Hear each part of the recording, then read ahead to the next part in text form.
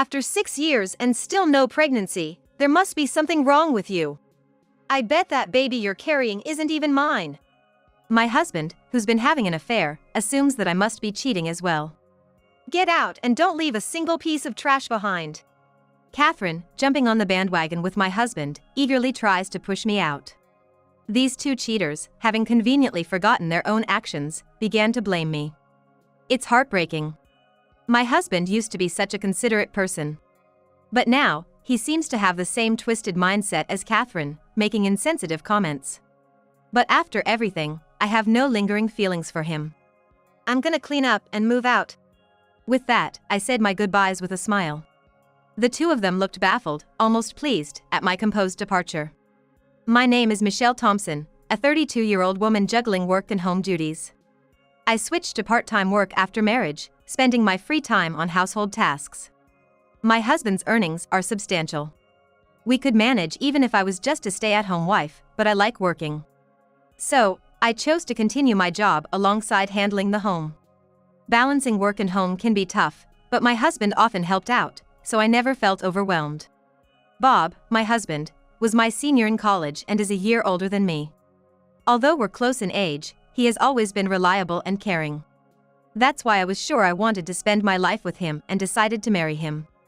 His job seems way busier than mine, with a lot of overtime. Even after marriage, he often came home late. Yet, when at home, he always pitched in with chores, and he cherished the weekends with me. He always appreciated my cooking and often expressed gratitude for the chores I did. I felt blessed to have married such a man. Life was blissful, but there were two concerns. Firstly, even after 6 years of marriage, we couldn't have children. Bob would cheerfully reassure me, saying that kids are a blessing and would come when the time is right. While I wasn't too distressed about it, I increasingly felt the urge to start a family as I entered my 30s. At 30, the fact that we hadn't had kids began to worry me. I got some medical checkups, and everything seemed fine with my health. From these results, I realized that I had no choice but to be patient. While I still feel a bit anxious, I've started to calm down. The second issue was Catherine, Bob's childhood friend, who began visiting our home frequently and overstaying her welcome. This was a major concern for me. It's stressful having someone other than family around so often. After our wedding, Bob and I moved to a house in a location similar to Chicago, and, as it turned out, Catherine lived nearby. Since she worked at the same place as me, living close to the office made sense. Initially, due to the hustle and bustle of settling in, I didn't realize she was our neighbor. It took a year after our marriage to notice. Looking back, I think that's when the shadows started creeping into our happy marriage. At work, Catherine wasn't the nicest. When I switched from full-time to part-time after marriage, she made snide remarks. So, you're now part-time after getting married? Why don't you just quit? If you're gonna take maternity or parental leaves, won't that be a bother for the company? She always had a chip on her shoulder, especially towards married women colleagues. Naturally, I didn't like her. I've always found Catherine to be rather snarky, but since getting married, her attitude towards me worsened. There are times at work when I have to speak with her, and every time, she never misses a chance to throw a sarcastic comment. Even if I try to avoid her, she would deliberately find me and make her snide remarks. Because of this, my heart would sink every time I saw her. However, she's always been rude to other women at work, so she was pretty unpopular among the female staff. Thanks to that, other colleagues were on my side, assuring me not to take her comments to heart. This helped me stay positive. So, when Bob introduced her as his close childhood friend, I couldn't help but feel uneasy. We've known each other since we were kids. Can't believe we'd meet here. While Bob and I were out, we bumped into her, and she was all sweet and innocent in front of him. Oh my! It's been so long! I'm so surprised to see you here. I thought the last name sounded familiar, but never imagined you'd be married to Bob. With her cheerful demeanor and seemingly fresh attitude, I was taken aback. It was during this casual chat that I learned she lived nearby. Moreover, I had mentioned to Bob about her making snide remarks at work, and at that time, he was sympathetic. But upon learning that the sarcastic colleague was his childhood friend, he refused to believe me. She might be a bit straightforward sometimes, but she's a kind person. You're probably overthinking it. Bob dismissed my concerns, saying I was just imagining things. It seemed he had taken her side, having not seen her for years. After that, she became even more hostile towards me at work. It didn't take long for my mild aversion to turn into strong dislike. And even though she lived in the neighborhood, her house was quite far from ours. Yet, she'd often come over, boasting about how close she and Bob were since they were kids. She would frequently hang out in front of our house, reminiscing about old times with Bob, which made me feel out of place. Especially when she'd give me this smug look, seeing Bob and her laughing and chatting. I felt like she had ulterior motives. It seemed like she was after my husband, which made me quite uneasy. Unaware of how I felt, my husband, reuniting with his childhood friend after a long time, got caught up in the nostalgia. Their conversation was lively, and he even suggested having dinner together. Why not stay for dinner? Hold on, you can't just decide that all of a sudden. I was the one preparing dinner, and the last thing I wanted was to cook for someone who constantly belittled me. Plus, the idea of having another woman, especially one who seemed to get along so well with my husband, over for dinner was unsettling. Moreover, her personality was off-putting. But we just met after such a long time. What's the harm in it? Besides, I work a full-time job, unlike you who's just part-time, so I'm more exhausted. Catherine added with a fake victim-like attitude, which gave me chills. Come on, Catherine's my dear childhood friend. Don't treat her like that. With both Bob and Catherine ganging up on me, I reluctantly agreed to cook dinner. While I was cooking, the two of them chatted away, ignoring me. I felt resentment not just towards the inconsiderate colleague but also towards Bob, who wouldn't stand up for me even at home. During dinner, they continued their chat, ignoring me completely. And to top it off, Catherine criticized my cooking, with Bob not uttering a word in my defense. It tastes bland. Don't you have any sauces or something? Get it for me. She kept ordering me around, and with Bob taking her side, I couldn't relax throughout dinner. Thanks for the meal. I'll come again. Sure, you're always welcome. And just like that, as she was leaving, they made plans for her to visit again. Their complete disregard for my feelings left me exasperated, and I let out a sigh. After she left, I told Bob that I wanted this to stop. Hey, can you please stop inviting Catherine over to our house? I have to prepare everything, and she always throws shade at me during her visits. I just couldn't handle another exhausting meal like that, both physically and mentally. It's already hard seeing her at work, and having to deal with her at home too is just too much stress. I just want some peace when I'm at home. You jealous or something? Don't worry, it's not like that. But it seemed Bob didn't get what I was trying to say. He looked rather pleased, thinking I was just being jealous of his close bond with Catherine. She's pretty attractive, and it looked like Bob was enjoying the perceived competition between the two of us. That's not the point. Even when I pointed out how she's always been passive-aggressive at work and continued to show hostility towards me, Bob didn't seem to take me seriously. You're overthinking it.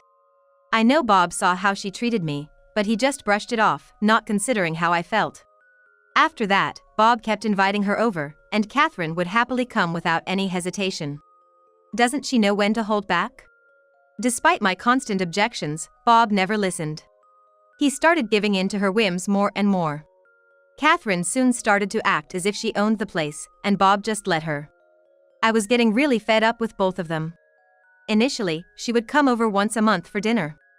But that frequency increased, and she started showing up weekly. Every time I told Bob to stop inviting her, but he always sided with Catherine. We are spending a lot on food with her coming over so often. You need to tell her to cut back. She's been like a sibling to me since we were kids. You don't need to be so hostile.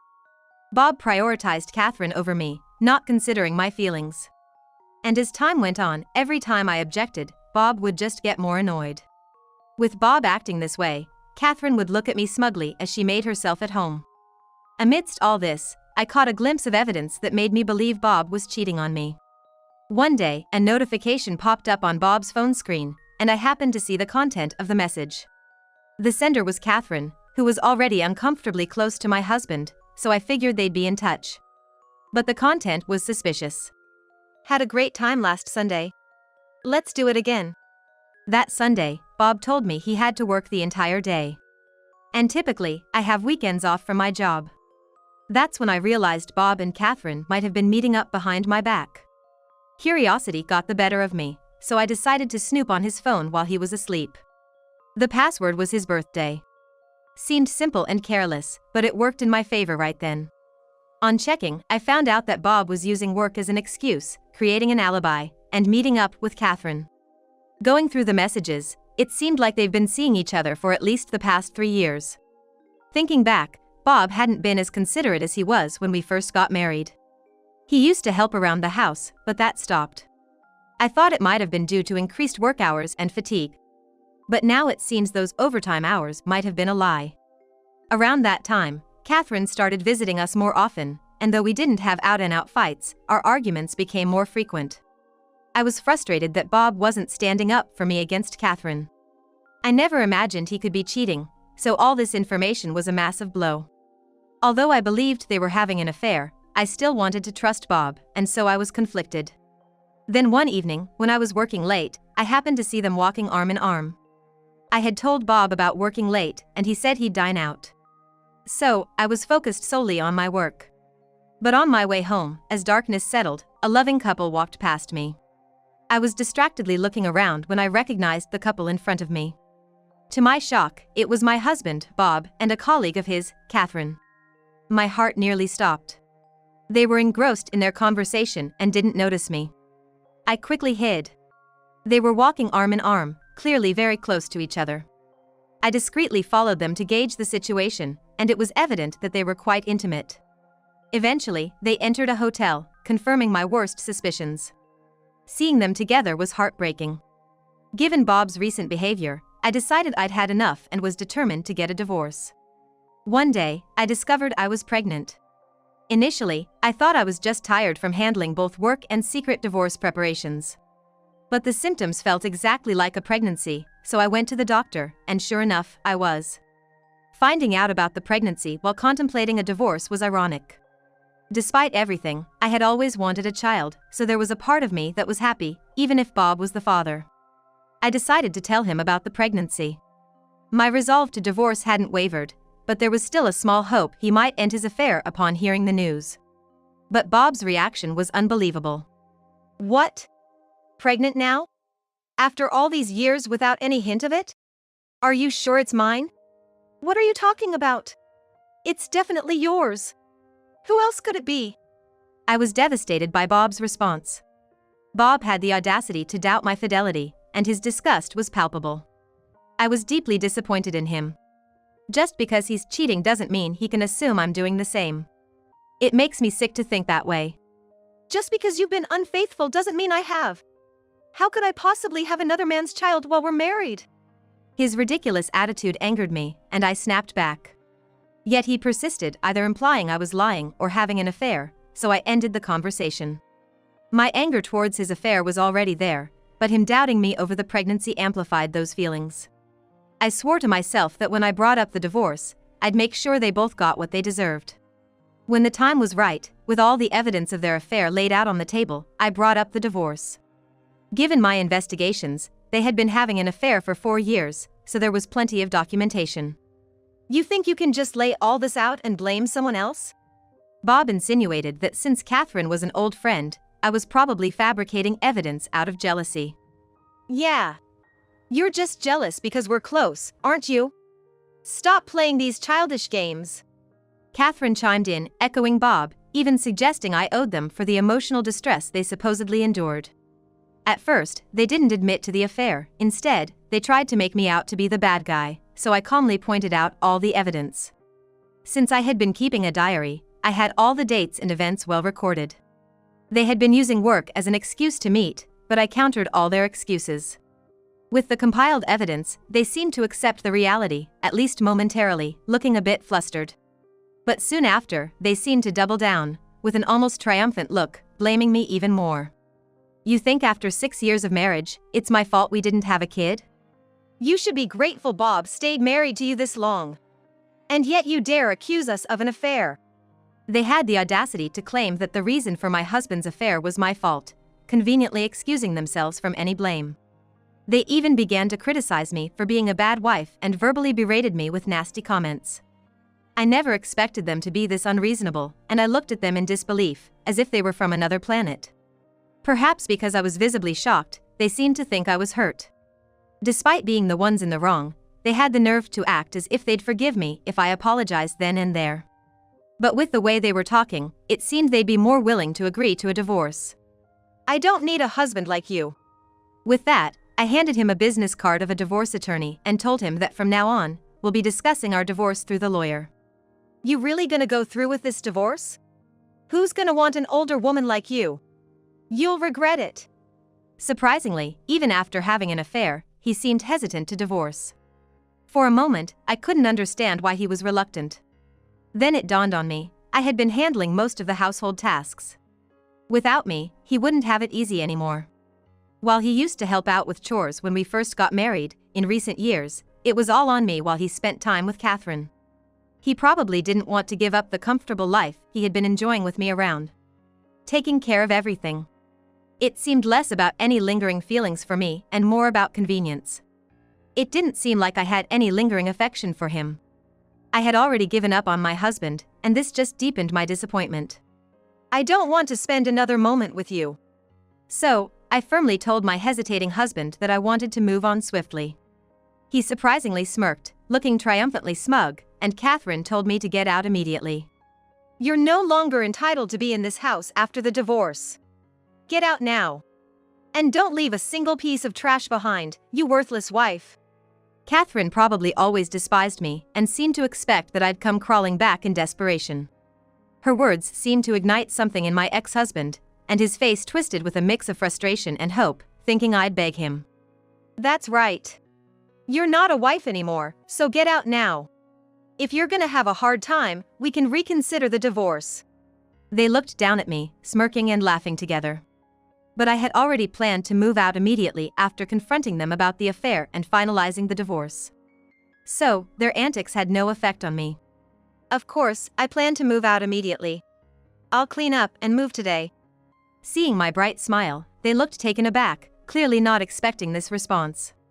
Ignoring them, I made a phone call. Soon after, trash removal and moving services arrived and started taking out items from the house under my direction. What the hell is going on? They were initially shocked, but as movers began preparing to take out major appliances and furniture like the TV, sofa, and refrigerator, panic set in. Hey, that furniture is mine. What do you think you're doing? You think you can just take things from this house? You have no right. As more and more belongings were taken out, the two tried to stop the process, but I intervened. Oh, remember you told me not to leave a single piece of trash behind? I'm making sure to follow your words to the letter. I replied with a hint of sarcasm. Since my ex-husband and I jointly bought the furniture and appliances, I was well within my rights to take them. Catherine was quick to state that they didn't want anything I used, and while my ex looked like he wanted to say something, he kept quiet. I also took items my parents had given me when we got married, and soon, the house was almost empty. All that remained was stuff related to his work and hobbies. With most of the essential items gone,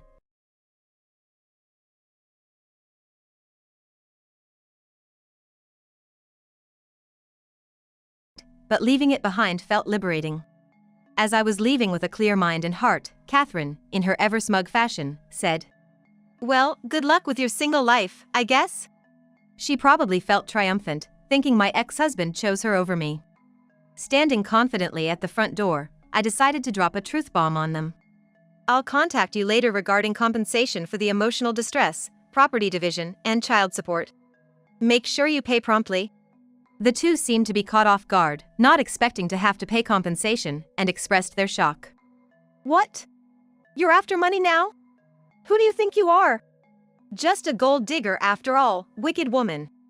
They were pleased about choosing the furniture and appliances together, but realizing they'd have to shell out for compensation meant they might not be able to buy what they wanted. Moreover, they seemed to doubt my pregnancy, and my ex-husband was furious, thinking he wouldn't need to pay child support. I was the one cheated on, so I have the right to compensation. I've already hired an attorney, so be prepared. Mentioning an attorney, my ex-husband's face turned pale. Probably recalling my father's profession. When I decided on the divorce, I was still shocked by my husband's infidelity and wanted to share my feelings with someone and calm down. I couldn't complain to my close colleagues, fearing it would reach the two of them. It would be careless to confide in friends who were mutual with my husband. So, I called my parents for advice. "Hello, it's been a while. I have something I need to talk about. Is now a good time?" "Oh, what's the matter?" My mother answered the phone, and her gentle voice almost made me tear up, but I managed to talk about my husband. His childhood friend worked with him, and she constantly made snide remarks and even started coming to our home. Instead of addressing her behavior, my husband blamed and criticized me. Recalling the events before discovering the affair, I became more emotional than I realized. Eventually, I told her everything up to the affair and my decision to divorce. My mother listened patiently, and after I finished, she expressed her anger at my husband's infidelity and concern for me. Feeling a bit better, I began to prepare for the divorce. After that phone call, my dad, who had gotten wind of the situation, reached out. He firmly assured me that he would help with the divorce proceedings, which was quite comforting. The preparations went smoothly. Since my dad was an attorney, he introduced me to one skilled in divorces, and preparations for claiming alimony were already underway. He was quite furious at my ex-husband for his infidelity and was determined to make him regret his actions. Having done extensive research, he ensured that the alimony would be much higher than the usual amount, much to the shock of both parties involved. "The amount you'll be paying is roughly around $40,000, he said.